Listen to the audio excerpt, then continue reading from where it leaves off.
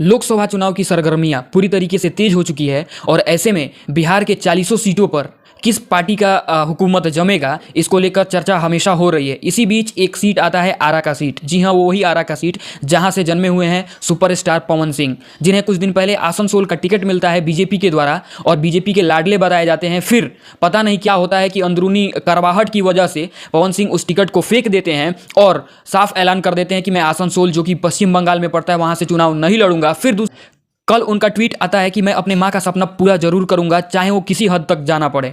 तो इसका मतलब ये साफ दायर हो सकता है कि पवन सिंह इस लोकसभा चुनाव में अपना किस्मत आजमाने वाले हैं। भले जीत हो या हार हो, ये फर्क नहीं पड़ता, और भले ये भी फर्क नहीं पड़ता उन्हें कि वो किस लोकसभा सीट से चुनाव लड़ेंगे। लेकिन अगर सूत्रों के हवाले से देखा जाए तो ये बात साफ होता जा रहा है कि पवन सिंह का जो मानसिक रूप से जो चाहत है, वो चाहत है कि वो आरा लोकसभा सीट से ही चुनाव लड़ेंगे, क्योंकि उनका वो गढ़ है और वहाँ पे वो अच्छा महसूस भी करते हैं। हालांकि कई इंटरव्यू में उन्होंने बताया भी है।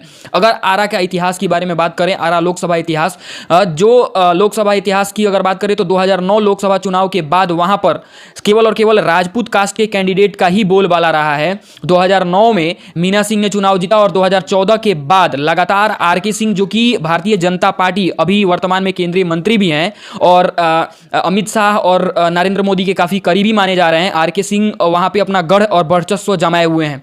तो देखना ये है कि आखिर पवन सिंह अगर निर्दलीय भी चुनाव लड़ते हैं तो आरके सिंह के खिलाफ आरा से ही लड़ेंगे। लेकिन इसी बीच कुछ सूत्रों के हवाले से ऐसा खबर आ रहा है कि पवन सिंह आरजेडी में मिल चुके हैं।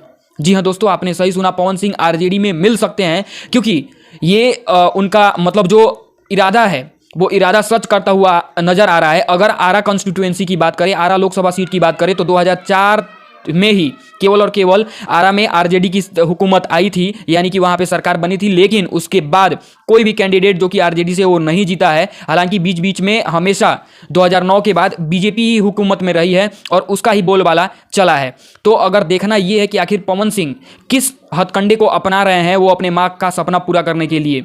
उनका मकसद ये साफ है, विकास हो या ना हो, मुद्दा हो ना हो, चुनाव उन्हें जीतना है।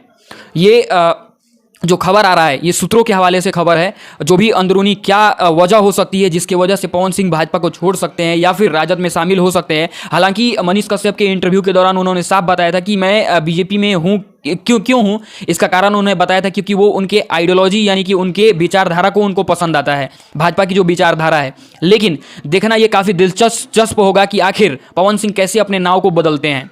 हालांकि उनके पास से कोई आधिकारिक बयान नहीं आया हुआ है, ये केवल और केवल ऊपरी सतह पे तैरने वाली खबरें हैं जो कि आप देख रहे हैं। क्योंकि ऐसे में एक झटके में किसी कैंडिडेट को अगर टिकट मिलता है और वो मना कर देता है कि नहीं मैं यहाँ से चुनाव नहीं लड़ूंगा तुरंत बाद, तो इससे यही कयास लगाया जा रहा है। और 2-3 बार मीटिंग भी हो चुका है। पवन सिंह जी जेपी नड्डा, जो कि केंद्रीय अध्यक्ष हैं बीजेपी के, और इसके साथ साथ प्रदेश अध्यक्ष मंगल पांडे जी से भी मुलाकात किया है, लेकिन कोई साफ तस्वीर नहीं आया हुआ है। बीजेपी ने दूसरा लिस्ट भी जारी कर दिया है, दूसरे लिस्ट में वहाँ पवन सिंह का कोई नामो निशान नहीं दिखा जा रहा है। उसी बीच एक और कैंडिडेट हैं मनीष कश्यप, वो भी काफ़ी इंतजार में है कि उन्हें चंपारण से कोई ना कोई एक बीजेपी से सीट मिल जाए। लेकिन देखना काफ़ी दिलचस्प होगा कि ये दो बड़े कैंडिडेट पवन सिंह और मनीष कश्यप, जो कि एक यूट्यूबर है, और इनका मानसिक जो संतुलन है वो केवल और केवल यही स्पष्ट कर रहा है कि उन्हें बीजेपी से टिकट चाहिए और बीजेपी है बड़ी पार्टी।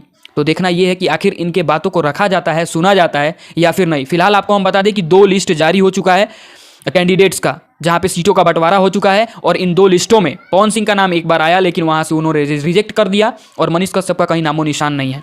फिलहाल देखना यह दिलचस्प होगा कि आखिर पवन सिंह किस हथकंडे को अपना रहे हैं, खेसारी के साथ मिल करके आरजेडी का बोलबाला गाएंगे या फिर वो भाजपा में ही रहेंगे और भाजपा उन्हें कहां से चुनाव लड़ाती है।